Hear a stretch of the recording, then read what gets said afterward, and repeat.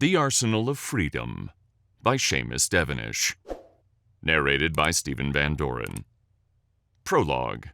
Federation Day. Federation Day starts early in Paris. Arguably, it starts the evening before, when the ceremonial honor guard begins their march down the Champs-Élysées to the Tomb of the Unknown Soldier, where 4 personnel, 1 Starfleet officer, 1 Federation Marine, 1 planetary guardsman, and 1 civilian, stand watch over the eternal flame overnight. The flame at the Triomphe is one of the few on Earth which is truly eternal. Paris and much of France escaped the destruction of the eugenics and Third World Wars, and the flame that burned in August 2261 is still the one that was lit just under 250 years beforehand. On the night of August 11th, 2161, the 4 who stood guard were carefully chosen. Starfleet was represented by Lieutenant Commander Erev Bav-Groth, who had been decorated twice, once for action in Burnham's War and again for saving the lives of 1,800 Orion colonists. The Marine Corps was represented by Sergeant Major Chis Jewess of the 95th Marine Regiment, the Green Jackets, who had been in action a mere 6 months earlier, helping defend a colony in the Arcanus sector from Orion raiders. For the UESPA was Lieutenant Patrick Connolly, a veteran of the Ardena crisis. Finally, Sorrel, Vulcan ambassador to the Council, represented the civilian arm of the Federation. These 4 represented the 4 species that had come together a century beforehand to unite behind a common banner: liberty, diplomacy, and friendship. Similar groups of Starfleet personnel stand guard over the Starfleet War Memorial in San Francisco, the new Klingon War Memorial in Les Invalides, the Donatu Memorial in New Berlin, and a dozen other memorials across the Federation, watching over their own eternal flames, honor carvings, and other places of memory. For President Tharahalat, the day begins at 7:30 a.m. when he leaves his residence for the Palais de Concorde. Officially, his ceremonial duties do not start until 8:30 a.m., but the president works for an hour checking what reports there are. It is as quiet in the Alpha Quadrant as it is in the halls of the Palais. The day would not be spoiled by some crisis after all, and as the sun rose ever higher over the capital of the Federation, the low cloud that had hung over the city, threatening to drop a torrential rain all week, broke to reveal clear skies and a bright blistering sun that left sweat on the brow even this early in the day as a light breeze swept through the streets. At 8:30, the president left the Palais to begin his first official ceremony of the day, the wreath-laying at the Tomb of the Unknown Soldier. Accompanied by Admiral Cheshukar, Commander Starfleet, the president walks down the Champs-Élysées to the Arc de Triomphe, the guard of Federation Marines, No. 1 Regiment, the Blue and Buffs, marching either side of the pair. Across the planet, Prime Minister of Earth Xian Jing and the CNC of Starfleet Admiral Luteth begin their walk across the Golden Gate Bridge from Starfleet headquarters to the Starfleet War Memorial, a similar honor guard accompanying them.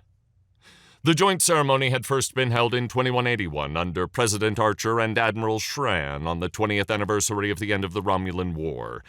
It is a solemn moment of reflection for the leaders of the Federation to contemplate the sacrifice of the past and the dream of the Union that countless died for. The wreaths are laid, and the President, Admiral, and other guests bow their heads for the 3 minutes of silence.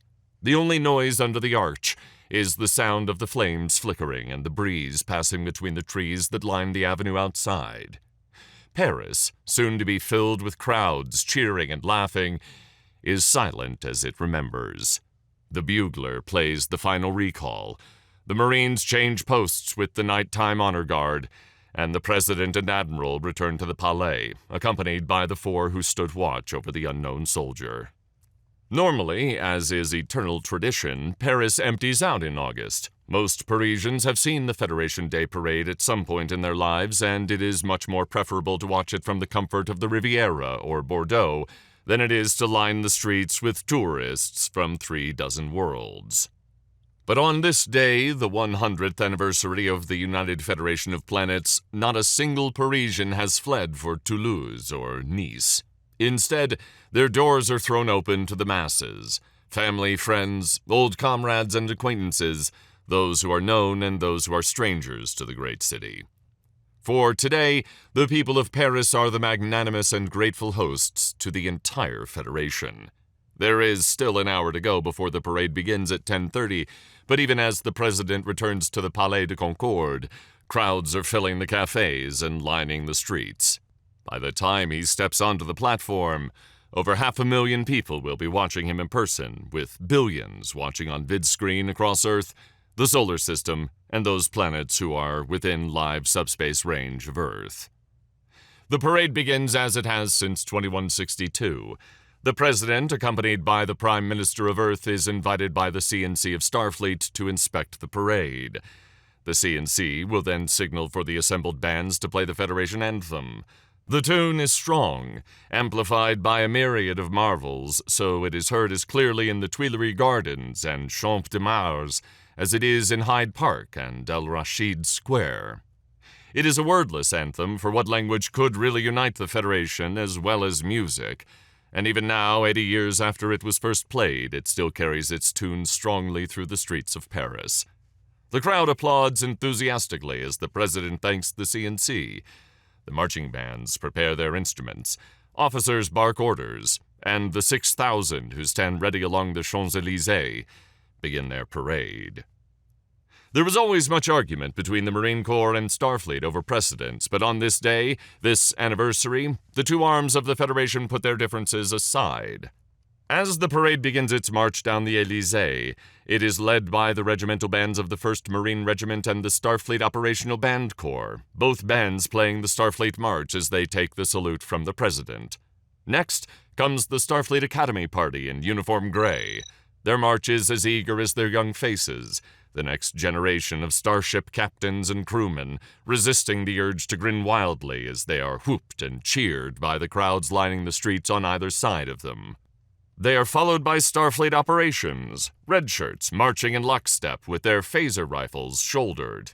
All three arms of Starfleet will pass in the next hours. Starfleet Sciences in blue, parading as tradition with tricorder instead of phaser, and Starfleet Command in green-gold. Amongst their number in 2261 is the future Captain James T. Kirk, as well as Harry Morrow and Richard Stiles. They are accompanied by many others. 5th Marine Mechanized Regiment and Dorian Imperial Guard takes the salute from their armored hover cars, while the Saurian Ranger Corps march their syncopated quickstep with unnerving precision. The Starfleet Corps of Engineers marches to the tune of the Engineers' March, while the 2nd Fleet bandsmen accompany their men with the voice of the guns. The Honor Guard of the Vulcan Science Institute marches without music, and, as is tradition, the crowd falls to respectful silence as they pass down the Élysée. 5 of the Vulcan party had marched in the first Federation Day ceremony in 2262.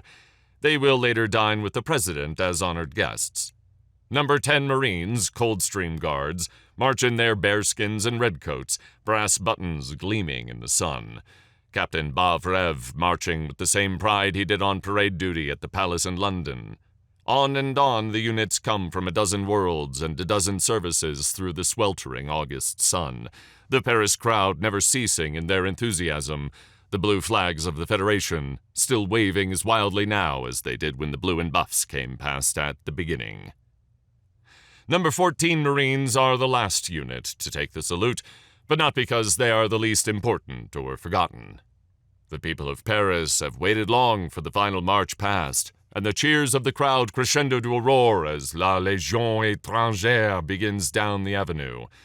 Their band strikes up as they are led on by the pioneers, a dozen different species, including an Orion, a Bolian, and a Betelgeuseian, all in the same uniform of white and gray with red and green epaulettes.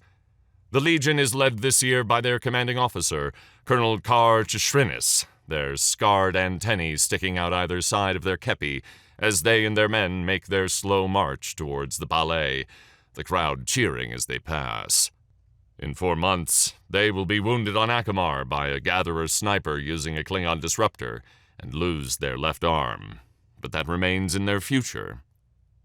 The ground parade ends, and all eyes turn skyward as the aerial parade begins. It is usually a short ceremony, with the main affair to come in the afternoon with the flyby in Earth orbit over San Francisco. This year, however, there is a twist. After the usual trios of shuttle and fighters pass overhead trailing blue and white smoke, Paris is shaken by the roar of impulse engines. Above the city appears the USS Constitution, the flagship of the Federation home fleet, her massive engines drowning out the amazed whoops and cheers of the spectators. Her crew have trained for months for the brief 30 seconds they have above the Capitol, her engines tinkered and modified by the best engineers Starfleet has for optimal atmospheric flight, not, for obvious reasons, what they were designed for. The operation was a surprise to all but Paris Air Traffic Control, Admiral Luteth, and Trishukar. It went down like a house on fire, the president himself grinning like a child as the Constitution made its second pass over the Palais de Concorde. Few people get to see a starship in planetary flight, and never in the numbers that just have, and the sight of a 300-meter-long ship of the line soaring above Paris will be something no one will ever forget.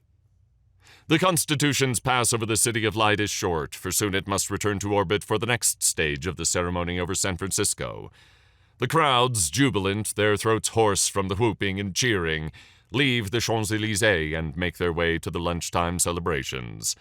The streets of Paris, like almost every other city, town, or settlement in the Federation, are cordoned off for street parties, with great tables lining the boulevards and lines of synthesizers and replicators rolled out of cafes to serve the hundreds of patrons.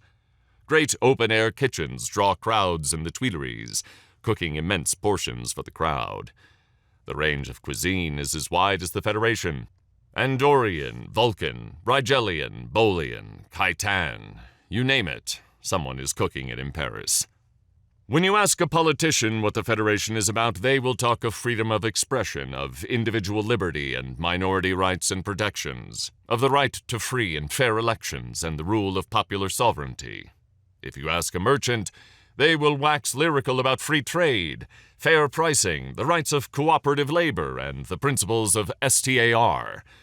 The Starfleet officer will implore you about the imperative to explore and discover, to push the envelope of sentient knowledge and understanding to the very edges of the universe.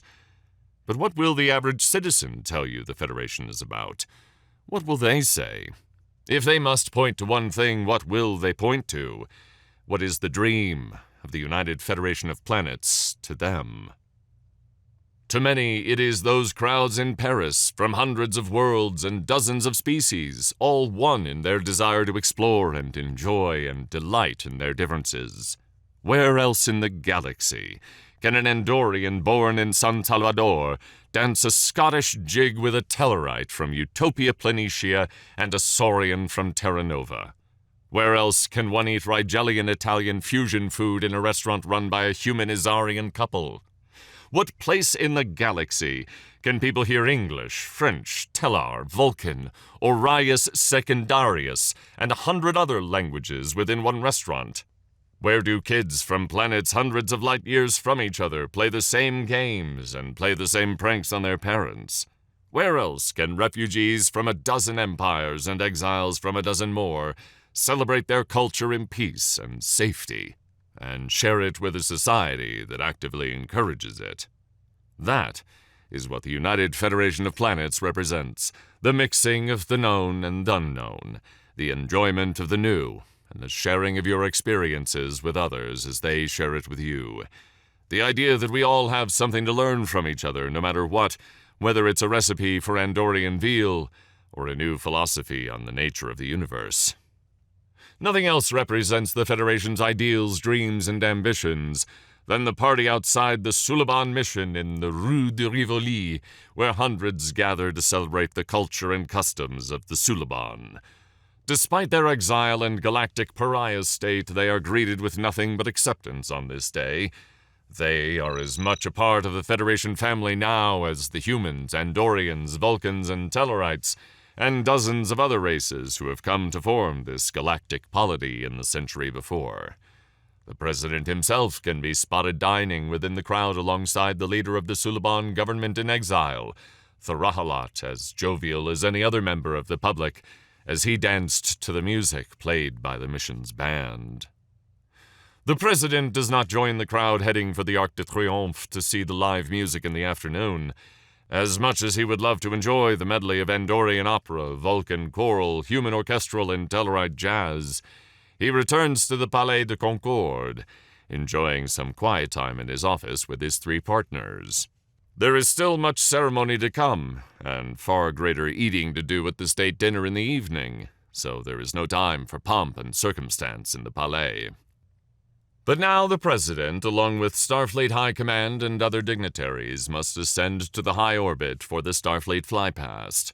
High above Paris and all the other great cities of Earth, the presidential party fills the observation deck of the San Francisco Fleet Yards to watch the pride of the Starfleet take the salute.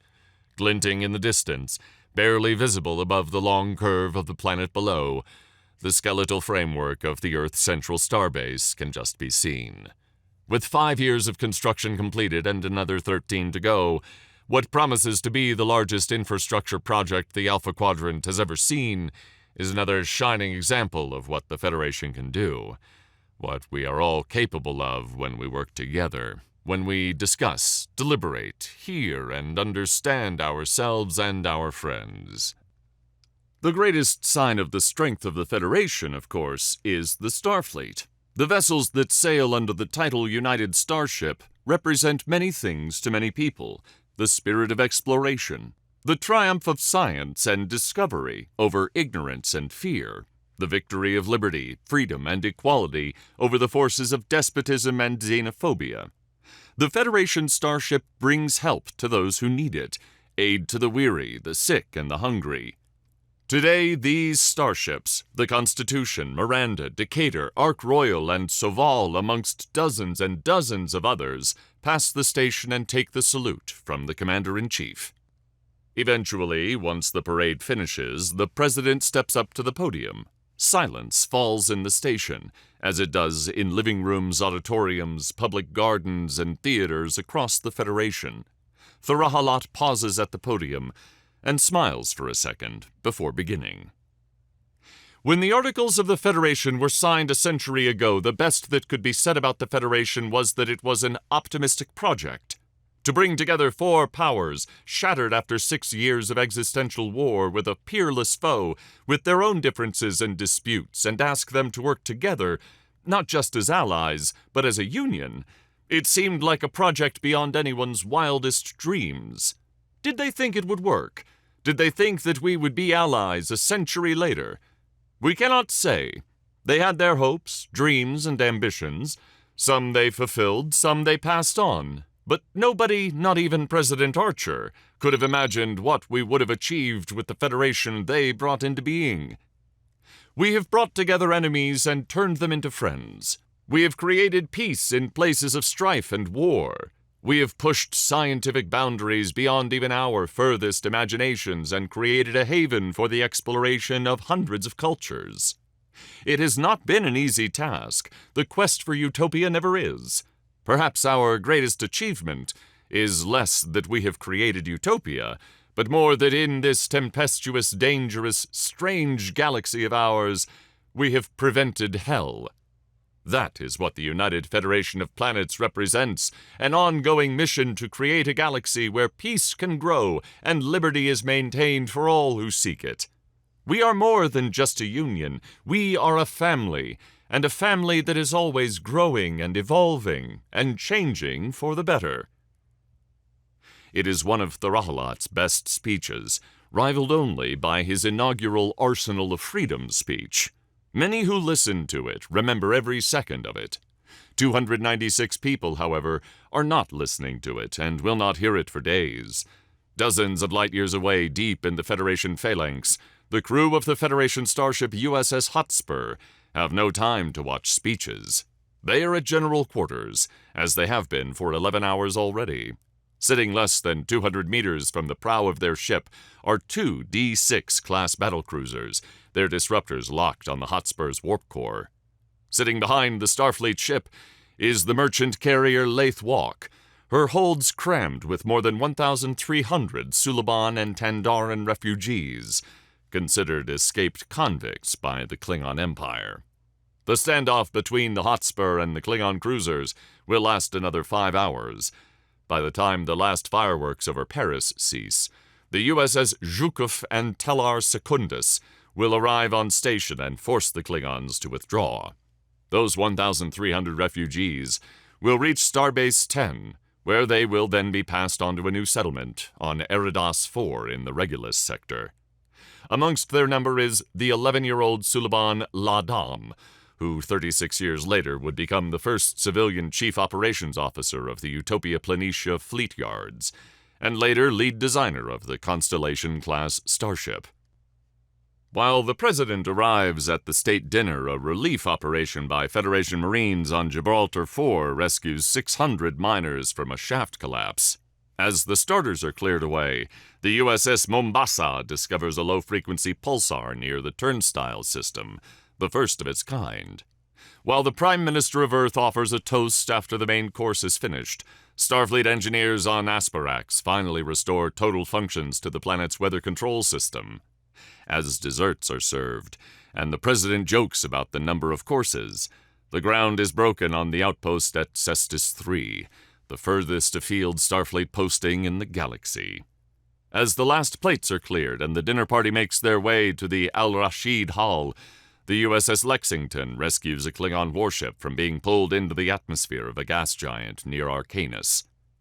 And as the guests leave the Palais for private after-parties and long shuttles home, a Starfleet security officer on Akamar will notice an aerocar abandoned next to the Federation mission in the capital and think little of it. It is 30 minutes before lunchtime, and the street is packed with traffic and passers-by. The car might be suspicious, but he has no real desire to kick up a fuss. He will clock off his ship in 30 minutes, and it will become someone else's problem. When the car bomb explodes in 45 minutes, it most certainly does. The explosives, which killed 35 people and injured 146 more, were manufactured on Kuvat by slave laborers and delivered into the hands of the Akamarian rebels by operatives of Klingon military intelligence. As Paris finally goes to bed in the early hours of the morning, some wonder what the next year will bring. Few can imagine that by August 2262, President Tharahalat would be dead, his body laid to rest with great ceremony at Highgate Cemetery. Even fewer could imagine that by the same day, the UFP would be staring down the brink of total war with the Klingon Empire over the planet Akamar.